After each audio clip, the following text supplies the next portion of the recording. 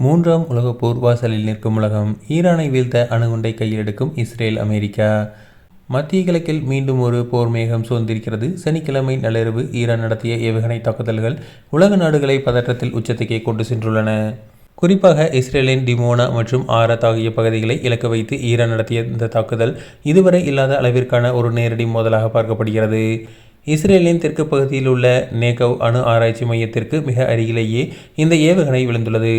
இந்த தாக்குதலில் 180க்கும் மேற்பட்டோர் காயமடைந்துள்ளதாக முதற்கட்ட தகவல்கள் தெரிவிக்கின்றன. டிமோனாவில் உள்ள ஒரு கட்டிடம் நேரடியாக தாக்கப்பட்டிருப்பதை இஸ்ரேல் ராணுவம் உறுதி செய்துள்ளது. இருப்பினும் அணு உலைக்கு சேதம் ஏற்பட்டதாக எந்த அறிகுறியும் தற்போது இல்லை. இது சர்வதேச அணுசக்தி முகமை தெரிவித்துள்ளது. நடன்ஸ் பகுதியில் உள்ள தனது அணுசக்தி மையத்தின் மீது இஸ்ரேல் நடத்திய தாக்குதலுக்கு பதிலடியாகவே இதை செய்ததாக ஈரான் வெளிப்படையாக அறிவித்துள்ளது. மறுபுறம் ஹர்முஸ் ஜலசந்தியை ஈரான் முடக்கியதை தொடர்ந்து அமெரிக்க அதிபர் டொனால்ட் ட்ரம்ப் விடுத்துள்ள எச்சரிக்கை உலகை அதிர வைத்துள்ளது. தனது ட்ரூத் சோசியல் மீடியா தளத்தில் பதிவிட்டுள்ள ட்ரம்ப், அடுத்த 48 மணி நேரத்திற்குள் ஹர்முஸ் ஜலசந்தியை எவ்வித அச்சுறுத்தலுமின்றி ஈரான் திறந்துவிட வேண்டும், இல்லையெனில் ஈரான் மீது ஒரு மின் உற்பத்தி மையங்கள் தரைமட்டமாக்கப்படும் என கடுமையாக எச்சரிக்கை விடுத்துள்ளார். குறிப்பாக ஈரானின் மிகப்பெரிய மின் நிலையத்தை முதலில் குறிவைப்போம் என்று அவர் கூறியிருப்பது அமெரிக்கா நேரடி போருக்கு தயாராகிவிட்டதையே காட்டுகிறது.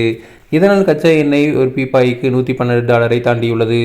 அணு ஆயுத பயன்பாடு என்பது ஒரு நாட்டின் இராணுவ வெற்றியை தாண்டி ஒட்டுமொத்த மனிதகுலத்திற்கும் ஈடுகட்ட முடியாத பேரழிவை ஏற்படுத்தும் என்பதால் அமெரிக்கா போன்ற ஒரு வல்லரசு நாடு ஈரானுக்கு எதிராக அணு ஆயுதங்களை நேரடியாக பயன்படுத்தும் வாய்ப்பு மிக குறைவு என்றே சர்வதேச அரசியல் வல்லுநர்கள் கருதுகின்றனர்.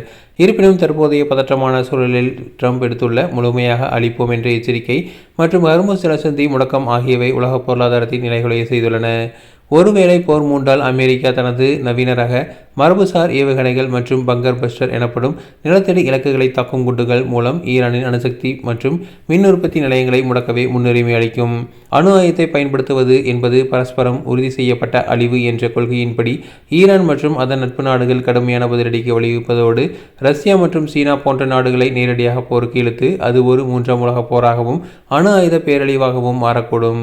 எனவே தற்போதைய மிரட்டல்கள் ஒரு உளவியல் போர்த்தந்திரமாக பார்க்கப்படுகிறதே தவிர உடனடி அணு ஆயுதங்களுக்காக அறிகுறியாக கருத முடியாது.